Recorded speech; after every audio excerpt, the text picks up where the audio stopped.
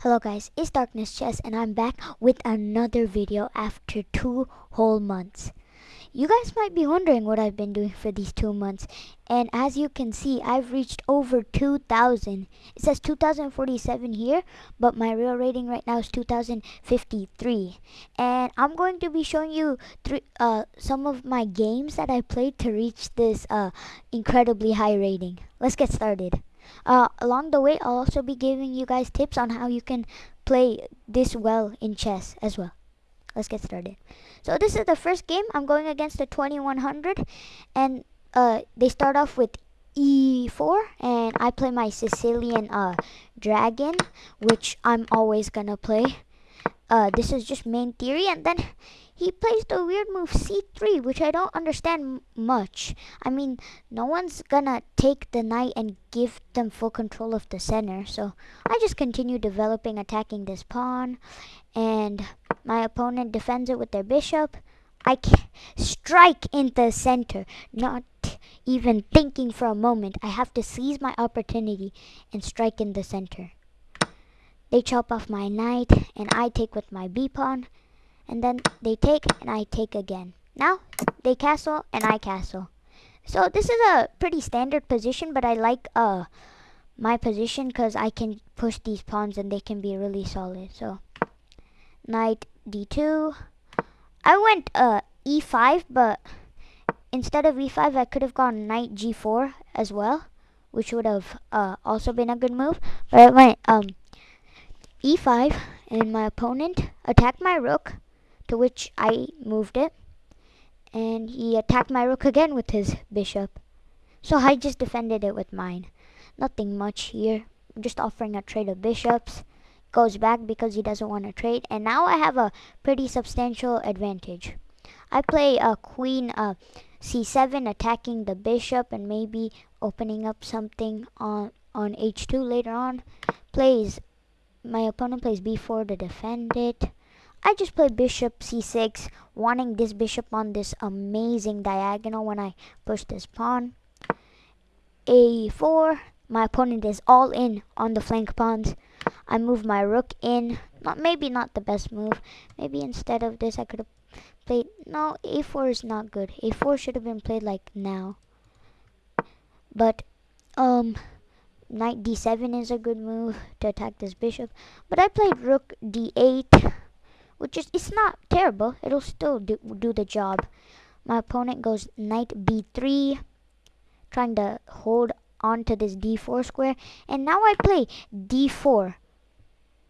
This, you might think this is a fascinating move because they can just take, and I calculate it takes. But I'm like, after knight e4, this knight is completely like lost. Like you can't save it because it's pinned to the queen. And for bishop takes, I had calculated queen f4, I think. Yeah, I calculated queen f4. I thought this would still be pretty much better. But yeah, so I played this, and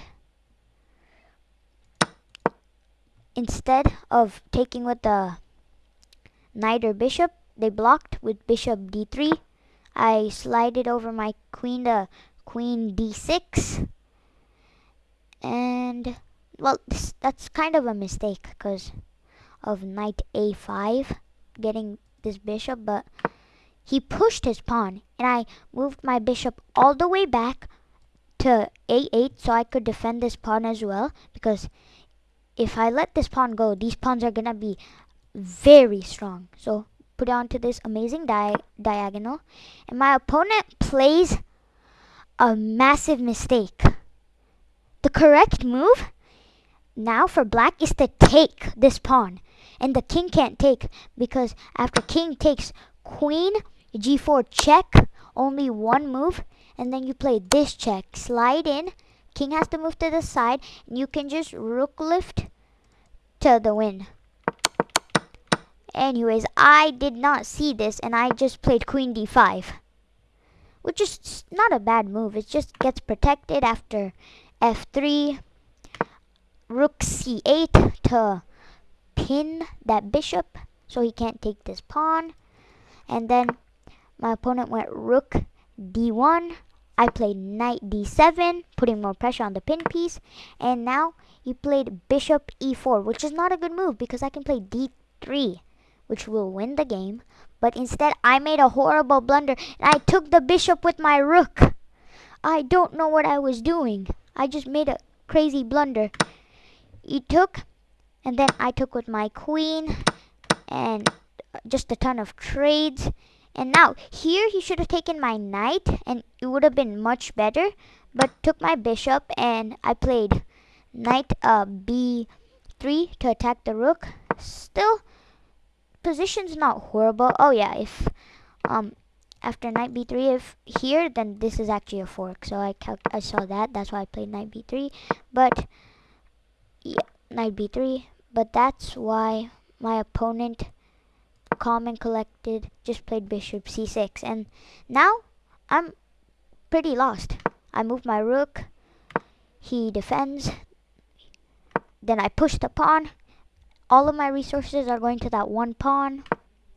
And now this is not a great move because it's not helping defend anything. I push again. That pawn is one square away from promotion.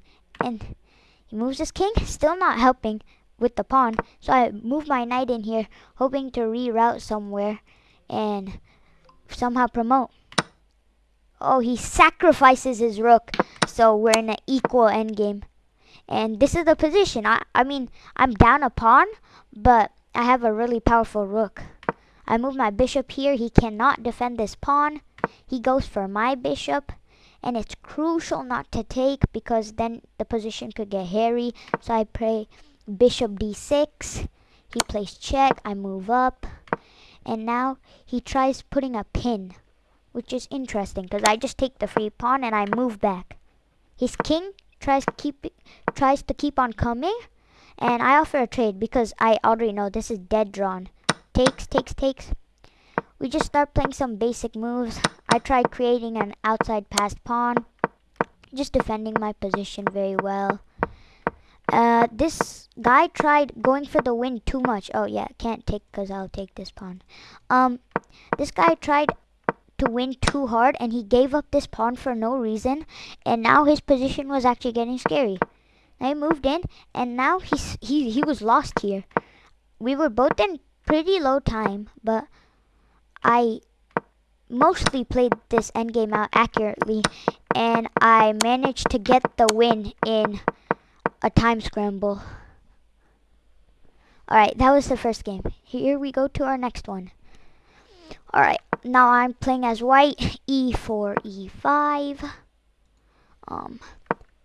Knight f3. Knight c6. d4.